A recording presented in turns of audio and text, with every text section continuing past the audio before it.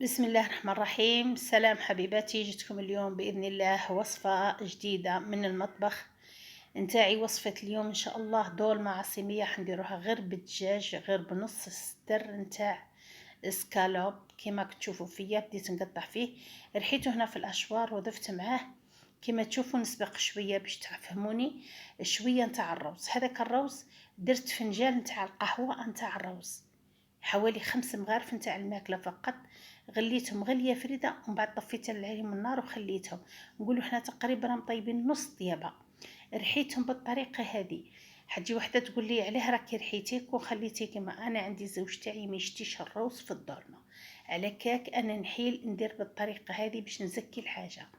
درت بصل، ثوم، ودرت كذلك شويه معدنوس، التوابل، ملح، فلفل، كحل، وكذلك شويه تاع كركم وزنجبيل، وعجنتها بحبه تاع بيض وخليت منها شويه. انا نكملها كامل، درت لها كملتهم كامل. الخضره اللي استعملتها اللي هي بطاطا كورجات وفلفل حلو فقط، هذا ما استعملت. اللي حبت باذنجان، حبت اي حاجه اخرى هي حره. كي نكملهم كامل دوك تشوفوا كي كملتهم هكذا وحشيتهم هكذا كامل، ندهن لهم الوجه نتاعهم. شوفوا كيما هكذا بالبيض.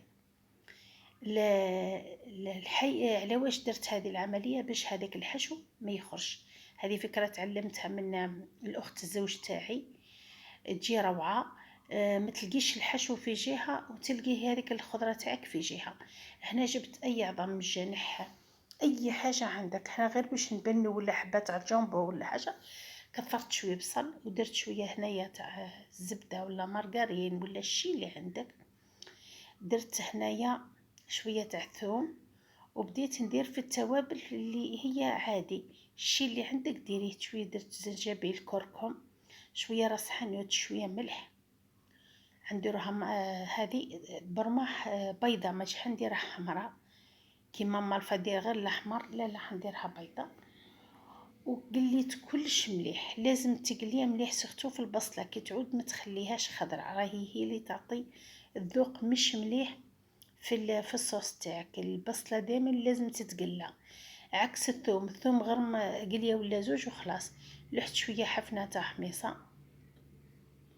كيما تعرفوني الحمص انا غلي غير نص غليه ونكملو نطيبو هنايا مع بعض. ومن بعد امرقت الماء ما يكونش ياسر، الماء ما يكونش ياسر على حسب الخضره فقط. نعرف الخضره نحيلنها تقريبا القلب الكامل تاعها، ثم ما بقاتش حاجه كبيره. غير تبدا تغلي غليه مليح بين ما كملت الخضره تاعي.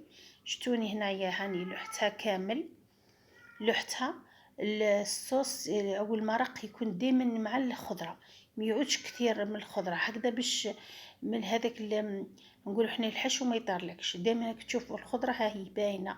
يكون المرق نخليها تغلي، تهز الغليه ونقص عليها النار كما تعرفوا العاده تاعي. هذه هنايا درت هنايا حريره، غير وريت لكم الصوره فقط، اللي هي القلوب هذيك اللي نحيتها ما حبيتش نخسرها ونطيشها، زدت معاها شويه ودرتها حريره. هنا بعد ما طابت شوفوا كيف راني شوفها جمرت، ما بقاتش الصوص فيها ياسر، ما نشتيش فيها الصوص. وفي الاخير الطبق نتاعي ها قدامكم باذن الله. نتمنى حباتي كي نوصل هنا الوصفه تاعي اللي عجبتكم تنسونيش بابداء الاعجاب والاشتراك في القناه، ونكون شاكره لكم.